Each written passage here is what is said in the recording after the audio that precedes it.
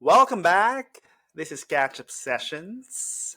Mark Laguna is my name, and Serial Hobbyist is the game that I'd like to talk to you about in maybe a mini series of a few of the fun hobbies that I dip my toes into.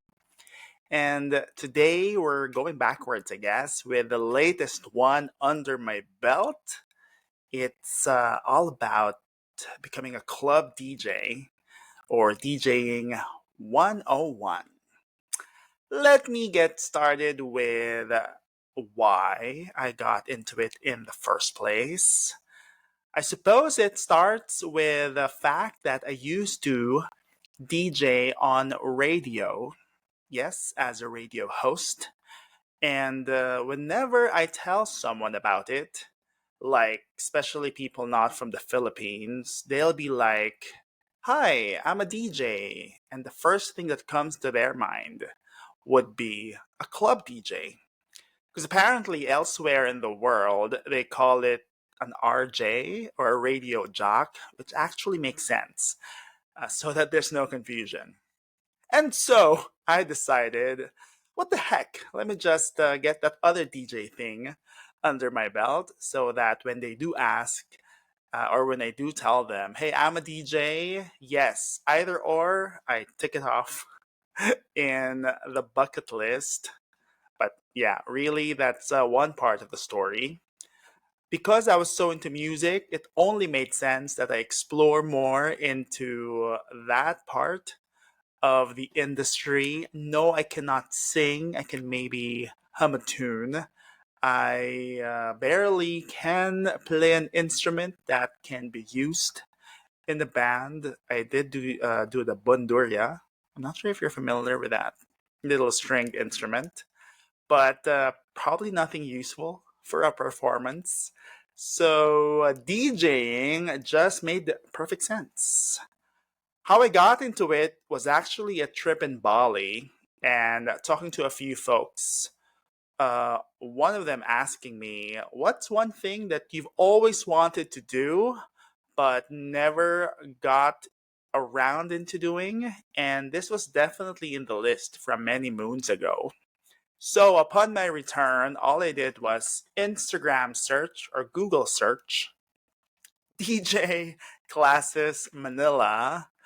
And lo and behold, there were a few options on the table. I zoomed in on one which had a interesting program because it ended with a recital as an offer. And there with my fam from Sessions Academy Manila. Go check them out on Instagram. It was quite the experience, I tell you, because for one, it's people from the industry who's actually making waves, not just here in the Philippines, but also abroad. I was fortunate enough to be under the wing of Gio, one of the owners, and basically a world class DJ producer. Yes. It was one on one sessions, 5 sessions that you can book in your own time. That means you're sort of not forced to finish it all in 1 week, not even every week, because I remember there was a time when I was busy and I had to maybe skip a couple of weeks and then just got back where I left off. I did mention that it is capped off with a fun recital. I did mine in BGC Reserve, invited all of my friends, even family came, and that was like voila, DJ sort of recital in the flesh. So what's good about it is they throw you out there so that you can get your hands dirty. Because again, for a lot of these things like performances, it's really in the experience where you learn because you might have a technical skill, but the nerves will get in the way and all of that. So at least you get to experience it firsthand and get it over with. Now, I want to close this down with a few lessons I learned from this little side hobby that I picked up. First of all, it is as much an art than it is science. In fact, some people say that in playing in a club as a DJ, 80% of it really is in the song selection, making sure that you have the energy picking up and not always up, but bringing them along on the ride. The technical skill, of course, is important, but that's really just the minor thing because nowadays AI is your best friend. You can even have them do all of the mixes for you. But of course, if you're a purist, you will still do have to rely on your listening ear and that inner beat to give a really good show. Second, and this is not really unique, but for some reason I heard it more in this particular industry, you should know your worth and know the industry's collective worth.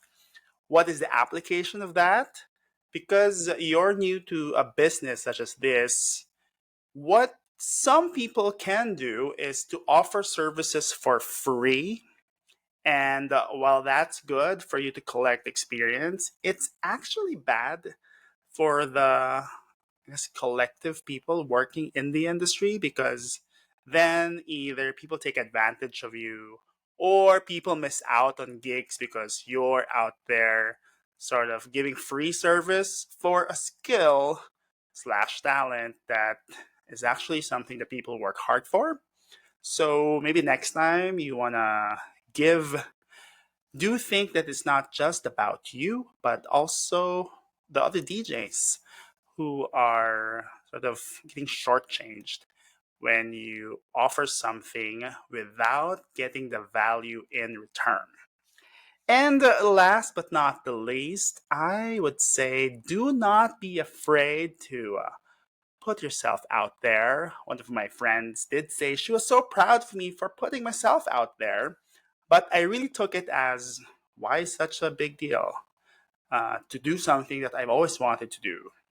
Am I too old for that? For sure. I don't think I can stay up super late to do a gig on a weeknight and then be up super early for my day job. It works for some, it definitely won't work for my current type of lifestyle. But at the end of the day, it is a choice, and something like that shouldn't stop you from trying out something new.